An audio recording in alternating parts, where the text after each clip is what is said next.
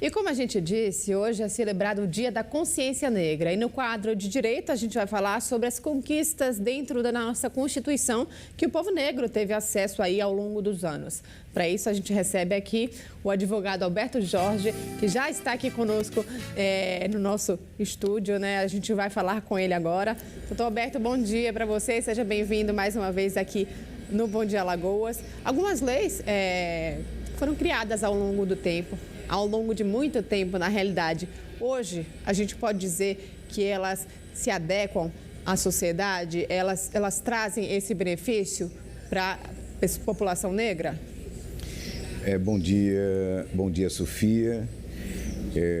Nós podemos afirmar que a partir da Constituição de 1988, a comunidade negra passou a ter um regimento jurídico que trouxesse para a realidade que nós vivemos atualmente, né, normas que atacam diretamente a questão racial nesse país. E a partir da Constituição de 88 veio a promulgação de leis que são conceituados como instrumentos jurídicos em prol da defesa da cidadania. Doutor Alberto, a gente tem essas leis, mas ainda estamos muito longe da igualdade definitiva, né? A gente ainda tem muitos problemas na sociedade, apesar de ser uma lei tão antiga, por exemplo, de termos leis tão antigas. Sim, veja só, apesar a luta do negro brasileiro, ela começou com a escravidão, né? E a partir desse momento da condição de escravos nesse país, movimentos contrários à escravidão começaram a surgir em todos os pontos do Brasil. Então, a partir dali começou a surgir leis ativistas, né, que se reproduziram até os dias atuais. Haja vista que a discriminação e o racismo continua existente dentro da nossa sociedade. Vou aproveitar, doutor Alberto, que o senhor falou sobre a discriminação, sobre o racismo. Vamos falar sobre alguns crimes que são cometidos contra a população negra. Faz a diferenciação para a gente, para o pessoal que está em casa, por favor, sobre injúria racial e racismo. A injúria racial, ela é cometida através de adjetivo desqualificativo em relação ao cidadão negro. São expressões que são utilizadas em discussões, muitas vezes em supermercados, abordagens, e que retratam exatamente a cor, a elementos negativos dentro da nossa sociedade. Esses exemplos claros que nós sempre colocamos para a sociedade, eles estão quando as pessoas agridem o cidadão. Negro fedorento, negro não presta, negro não nasceu para existir dentro da sociedade, vocês deveriam voltar à questão da escravidão. Então, tem uma série de elementos que a gente enquadra exatamente dentro da questão da injúria racial. Né? É feito um boletim de ocorrência e, a partir desse boletim de ocorrência, começamos o procedimento criminal, né? Que é encaminhado exatamente para uma das varas, 14ª Vara Criminal da capital. A questão também do racismo. O racismo é uma ofensa à nossa raça.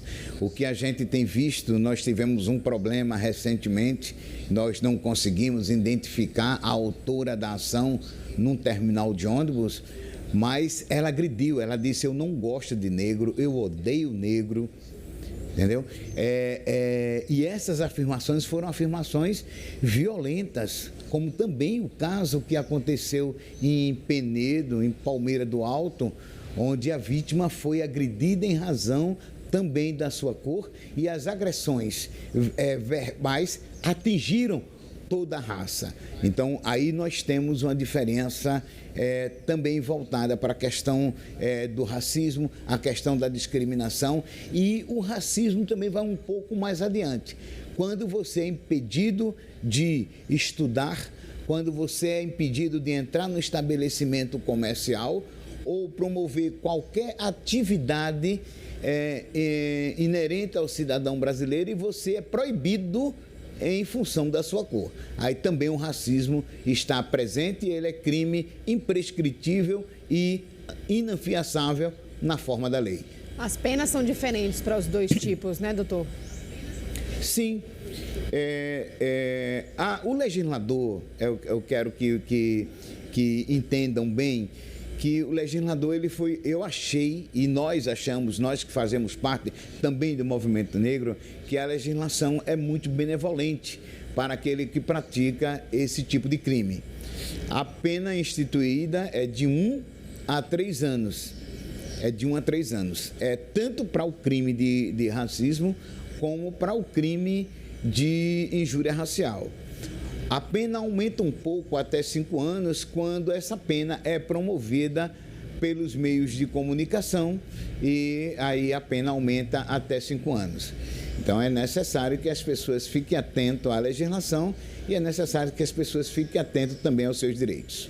A gente vê muito esse tipo de crime e, como o senhor mesmo falou, recentemente a gente teve um caso e a gente não conseguiu identificar, por exemplo, o autor da situação, o autor da agressão, né? A gente pode dizer assim. Como se configura essa prova de que houve o racismo ou de que houve a injúria racial? Porque quem sofre costuma dizer isso, que é mais difícil ainda provar, porque se não é feito nas redes sociais, se não é feito em um estabelecimento público em que há testemunhas, fica difícil realmente a comprovação. E aí que a gente vê todas as falhas, né? A gente orienta a negros e negras desse país, né, que são vítimas de discriminação ou racismo constante dentro da nossa sociedade, que atentem a alguns pontos que são importantes. Primeiro, se após a agressão, naquele estabelecimento ou naquele local, tem alguma câmera que possa identificar o agressor e a forma como aconteceu o fato, né? Segundo, se naquele momento alguém que estava presente conseguiu gravar as palavras ofensivas dadas àquele cidadão. Terceiro, se as pessoas que estão naquele momento presenciando o ato criminoso,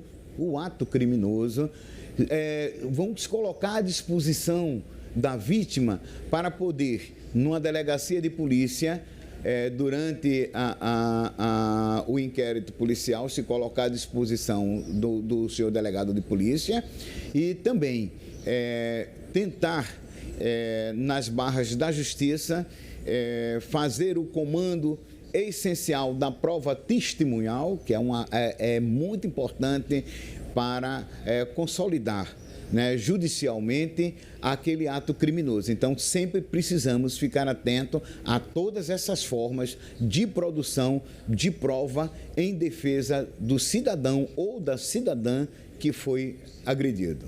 Doutor Alberto, como o senhor vê os casos de injúria racial aqui no nosso estado? São muitos ainda? É possível constatar uma diminuição ou um possível aumento? Olha, no início da comissão da OAB, né, em 1997, Comissão de Defesa das Minorias Étnicas e Sociais, e a nossa instituição, OAB-AL, foi a primeira instituição do Brasil a ter uma comissão específica para trabalhar com as minorias, as ditas minorias, hoje tido como o grupo de vulneráveis, né?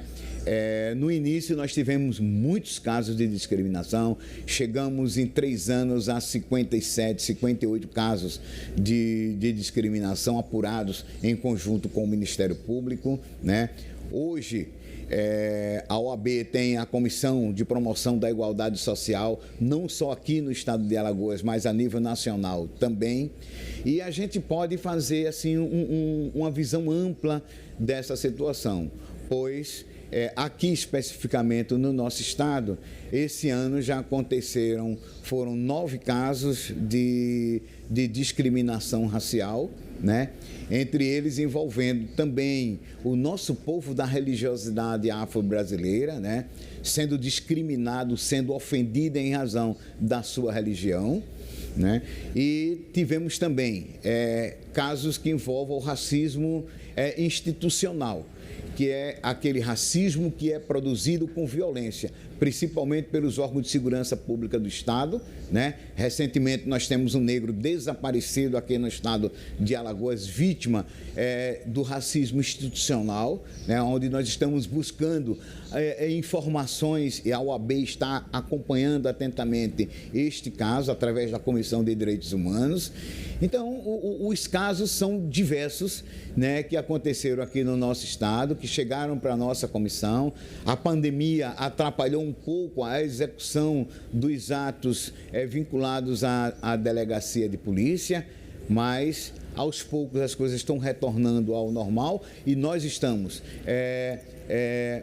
pedindo todas as informações necessárias para que esses casos sejam concluídos nas delegacias de polícia e sejam encaminhadas para a 14ª Vara Criminal, criada pelo eminente desembargador Tutimé Zairan, no sentido de que a gente tenha um juiz ou uma juíza específica para atuar nos casos de violência contra os vulneráveis aqui no nosso estado.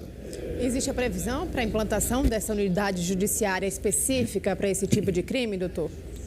A questão judiciária, é bom até atentar esse fato e comunicar à sociedade alagoana que nós já temos a 14ª Vara Criminal atuando, né, nos crimes contra os vulneráveis. Essa realidade já existe, né, e os casos são direcionados exatamente para a 14ª Vara Criminal. O que nós não temos ainda e que o desembargador, no exercício da função de governador do estado de Alagoas, atuou efetivamente nesse caso, é que já foi encaminhado para a Assembleia Legislativa também o projeto de lei para a criação da Delegacia dos Vulneráveis aqui no estado. É um outro avanço, é uma outra conquista, porque nós vamos ter, com certeza, e a gente clama aos senhores deputados que coloquem em pauta esse projeto do governo do estado, para que a gente possa ter uma delegacia específica, onde a gente possa entrar nessa delegacia, seja um homossexual, seja o que eu digo, as nossas madalenas, que são o grupo de prostitutas aqui do estado de Alagoas, a comunidade negra, a comunidade religiosa, né? E todos aqueles que são vulneráveis. Ele tem um espaço físico de atenção específica sobre as questões de discriminação, racismo, violência física, né? E esse conjunto de situações que vão fazer com que a gente se sinta num espaço privilegiado e um espaço que vai dar uma atenção específica às nossas questões. Doutor Alberto, a gente queria agradecer a sua participação aqui no Bom Dia Alagoas, mais uma vez o nosso bate-papo esclarecedor aqui, né? Trazendo informações também tão necessárias nesse Dia da Consciência Negra. Obrigada, bom dia para o senhor. Bom dia e feliz Dia da Consciência Negros a todos os negros, negras e os nossos irmãos brancos que estão conosco nesta luta contra a discriminação racial. Feliz dia, doutor Alberto. Obrigada.